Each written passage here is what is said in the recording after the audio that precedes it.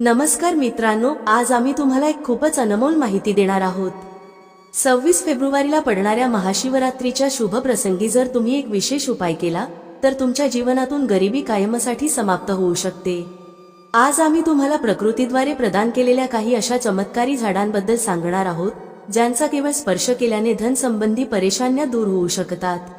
जर तुम्ही या झाडांच्या मुळाला महाशिवरात्रीच्या दिवशी सांगितलेल्या नियमानुसार आपल्या घरी आणले आणि योग्य विधीनुसार त्याचा उपयोग केला तर तुम्हाला अपार धन लाभ प्राप्त होऊ शकतो आणि करोडपती होण्यापासून कुठलीही ताकद तुम्हाला रोखू शकत नाही। जर तुम्ही या माहितीला पूर्ण विश्वास आणि श्रद्धेने स्वीकारले तर तुमच्या सर्व इच्छा पूर्ण होऊ शकतात। पण एक विनम्र अनुरोध आहे की ही संपूर्ण माहिती काळजीपूर्वक शेवटपर्यंत समजून घ्या, तेव्हाच तुम्हाला याचा संपूर्ण लाभ प्राप्त होईल। जोपर्यंत सांगितलेल्या उपायांना पूर्ण श्रद्धेने केले जात नाही तोपर्यंत त्यांचा प्रभाव संपूर्ण रूपात मिळत नाही। तुमच्या माहितीसाठी सांगते की या वर्षाची महाशिवरात्री जी 26 फेब्रुवारीला पडत आहे, एक अत्यंत दुर्लभ आणि शक्तिशाली शिवरात्री मानली जात आहे। याचे महत्त्व म्हणूनही वाढते कारण ती 144 वर्षांनंतर कुंभ स्नानाच्या संयोगाने पडत आहे। हा अवसर अत्यंत दुर्लभ आहे आणि जर तुम्ही या दिवशी काही विशेष जडीबुट्टींचा योग्य उपयोग केला तर भगवान शिवांच्या कृपेने धन, समृद्धी आणि अपार सुख प्राप्त होऊ शकते। आज आम्ही ज्या चमत्कारी जडीबुट्टीबद्दल बोलत आहोत तिला अमृत बुटी असेही म्हणतात। ती संजीवनी बुटी समान प्रभावशाली मानली जाते, म्हणून तिला हलक्यात घेण्याची चूक करू नका। आम्ही तुम्हाला या विशेष झाडाच्या चमत्कारी गुणांबद्दल आणि आयुर्वेदिक उपयोगाबद्दल विस्ताराने सांगू। जर हा झाड तुमच्या घराच्या आसपास असेल तर त्याला साधारण समजून दुर्लक्ष करू नका, कारण त्याचे गुण असाधारण आहेत। जर तुम्ही आमच्या सांगण्यानुसार या झाडाची पूजा अर्चना सुरू केलीत तर त्याचा अद्भुत प्रभाव तुम्हाला लवकरच पाहायला मिळेल। जसजसे तुम्ही त्याच्या चमत्कारी गुणांना जाणून घ्याल तसतसे तुमच्या मनात त्याच्याबद्दल आस्था आणि श्रद्धा वाढत जाईल। हे जाणून तुम्हाला गर्व वाटेल की भारताच्या पवित्र भूमीवर असे दिव्य आणि चमत्कारी झाडे आजही उपलब्ध आहेत जे आपल्या जीवनात सकारात्मक परिवर्तन आणू शकतात। या झाडाला अनेक जागी लटजिरा नावाने ओळखतात, अनेक जागी याला चिडचिडा नावानेही ओळखतात, अनेक जागी अन्य नावानेही ओळखतात। होऊ शकते की तुमच्या भागात याला वेगळ्या नावाने ओळखले जात असेल। वेगवेगळ्या प्रांतात, वेगवेगळ्या जागेत, वेगवेगळ्या भागात वेगवेगळ्या नावाने ओळखलं जातं। पण या व्हिडिओमध्ये बघून आपण हे समजू शकता। तर खास करून हा जो झाड आहे याला लटजिरा नावानेही बरेच लोक ओळखतात आणि याला अपामार्ग का बोललं जातं, कारण हा उलटा चालतो। याचे जे बीज असतात अगदी उलटे असतात। आपण इतर झाडांचे बीज बघाल, फुलांचे बीज बघाल तर ते वरच्या बाजूला असतात, पण हे खालीच्या बाजूला असतात। यांचं जे बीज असतं ते खालीच्या बाजूला असतं, हे उलटे असतात, म्हणूनच याला अपामार्ग बोललं जातं। सर्वप्रथम सर्व दर्शकांना सांगू इच्छिते की कमेंट बॉक्समध्ये हर हर महादेव, जय भगवान शिव जरूर लिहा। याचा जो मी आयुर्वेदिक प्रयोग सांगणार आहे, कदाचित हा प्रयोग जाणून घेतल्यावर उद्यापासून आपण याचा प्रयोग सुरू कराल। त्यासोबतच मी आपणास या प्रयोगासोबत याचा जबरदस्त चमत्कारी आणि तांत्रिक प्रयोगही सांगणार आहे। तांत्रिक प्रयोगाचा अर्थ आहे याचा आपण आपल्या जीवनात प्रयोग करून आपल्या अनेक समस्यांना दूर करू शकता। तर सर्वप्रथम याबद्दल मला ज्ञान प्राप्त झालं जेव्हा आम्ही शिवरात्रीच्या दिवशी महाकुंभ स्नानासाठी प्रयागराजला गेलो होतो। तेव्हा तिथे एका महात्म्यांसोबत जेव्हा आमची भेट झाली तेव्हा आम्ही त्यांना नंतर विचारलं की महाराज, आपण लोक बऱ्याच काळापासून सिद्धी प्राप्त करता, दीर्घ काळापासून आपण शिव भगवानची साधना करता, तर आम्हाला हे सांगा की आपण लोक 1 महिन्यापर्यंत पाणी न घेता कशा प्रकारे साधना करता। तेव्हा त्या संत महात्म्यांनी आम्हाला स्वतः सांगितलं की जो चिडचिडा नावाचा झाड असतो, ज्याला आपण लोक अपामार्ग नावाने ओळखता किंवा याचे बरेच प्रकारचे नाव असतात, त्यात त्यांनी आम्हाला सांगितलं की आम्ही त्यांच्या बीजाचा लक्षपूर्वक ऐका। आजही जंगलात महात्मे जेवढे लोक आहेत, संत महात्मे जंगलात राहणारे जे की शिवाची साधना करतात, ते भोले बाबांच्या साधनेत लीन असतात आणि सिद्धी प्राप्त करतात। तर आम्हाला ते महात्मा महाकुंभ स्नानाच्या माध्यमाने भेटले होते। त्यानंतर ते साधना करण्यासाठीच बसले होते, तेव्हा आम्ही त्यांना हे विचारलं होतं। तेव्हा त्या महात्म्यांनी आम्हाला सांगितलं की त्यांच्या बीजाची खिचडी बनवली जाते आणि त्याची 2 चमचे खिचडी खावी लागते। जर आपण त्यांच्या बीजाची खिचडी बनवून 2 चमचे खाल्ले तर आपल्याला 1 महिन्यापर्यंत भूक पाणी लागत नाही। तर संतांनी आम्हाला सांगितलं की 1 महिन्यापर्यंत आम्हाला भूक आणि पाणी लागत नाही। मग आम्ही दीर्घकाळ साधना करतो आपल्या धर्मशास्त्रांत हेही सांगितलं आहे की जो मनुष्य साधना करून महाशिवरात्रीच्या दिवशी भोलेनाथांना प्रसन्न करतो तर त्याचे सर्व दुःख, वेदना, कष्ट दूर होतात. ज्या व्यक्तीला भोले बाबांचा आशीर्वाद प्राप्त होतो ती व्यक्ती सर्वात श्रीमंत, श्रेष्ठ, बुद्धिमान असतो. तसे तर भोले बाबा थोड्याशा पूजापाठानेच प्रसन्न होतात, पण काही असे नियम आहेत ज्याच्या प्रयोगाने त्यांच्या पूजेमुळे लाभ प्राप्त होतो. तर त्या महात्म्यांनी आम्हाला सांगितलं की या झाडाच्या मुळात माता गंगेचा वास असतो आणि हे सुद्धा मानलं जातं की प्राचीन ग्रंथांमध्ये लिहिलं आहे की अमृताचे काही थेंब याच्या मुळाशी पडले होते. म्हणून आयुर्वेदामध्ये या वनस्पतीला संजीवनी बुटी म्हणून ओळखलं जातं. म्हणून आजही जे धार्मिक लोक आहेत, तुमच्या इथे कोणी याचा दातून करतात का?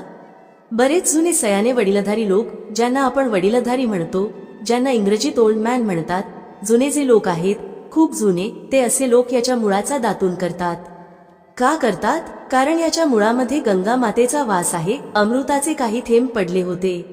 जर याच्या मुळाचा दातून केला गेला, ज्यामुळे अनेक वर्षांपासून दातांमध्ये त्रास आहे, दातांमध्ये वेदना सतत असते, कोणत्याही कारणास्तव डॉक्टरी इलाज होत नाही किंवा डॉक्टरी औषधं घेतली तरीही दातांमध्ये वेदना कायम असते, आराम मिळत नाही, तर केवळ याचा दातून केल्याने दातांमध्ये असलेले सर्व कीड, बॅक्टेरिया, ज्यामुळे तुमच्या दातांमध्ये वेदना असते, ते या दातूंनी दूर होतील.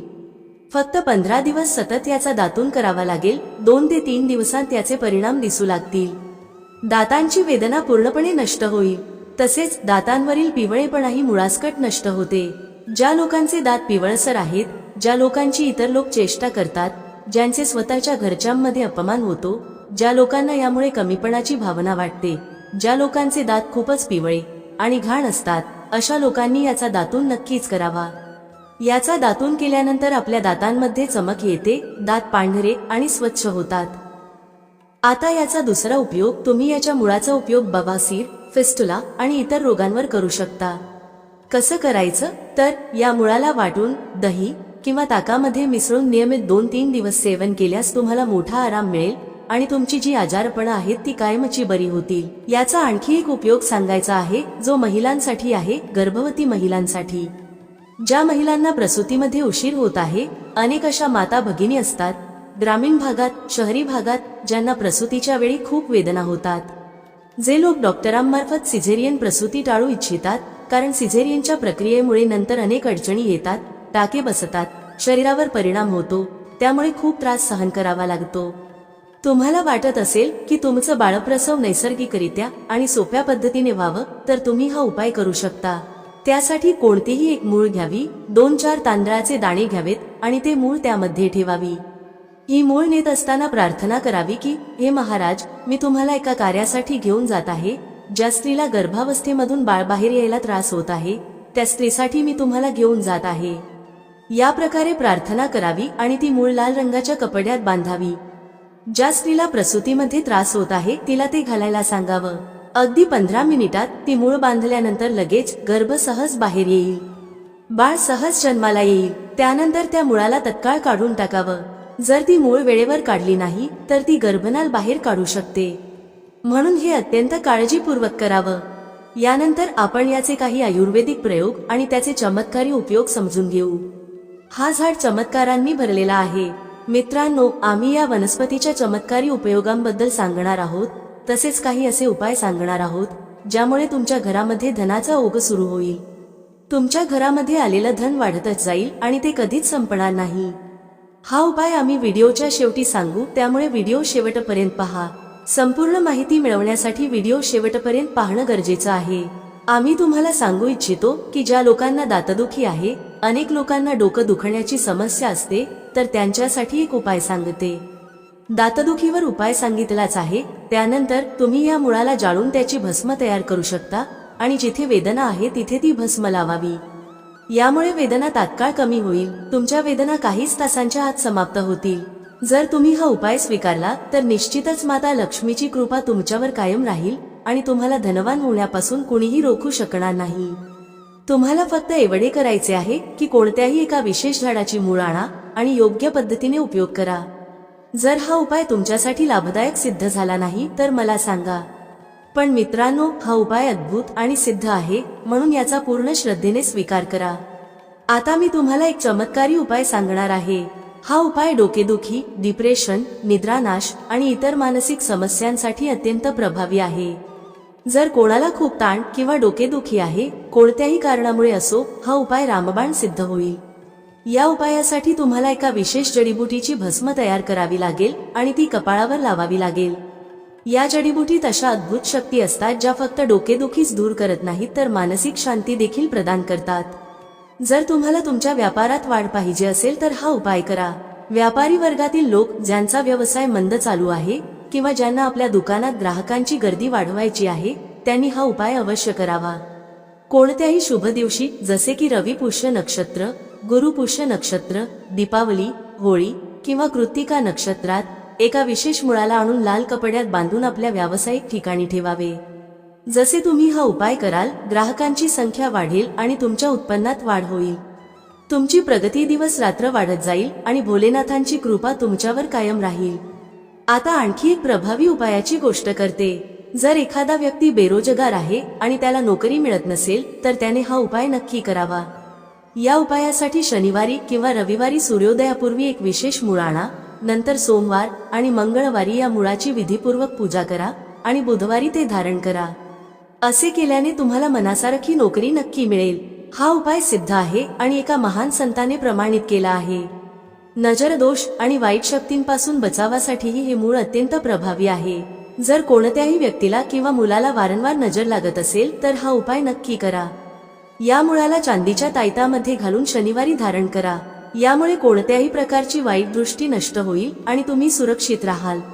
हा उपाय तुम्हाला भूतप्रेत बाधांपासूनही वाचवेल आणि तुमचे जीवन सुखमय करेल।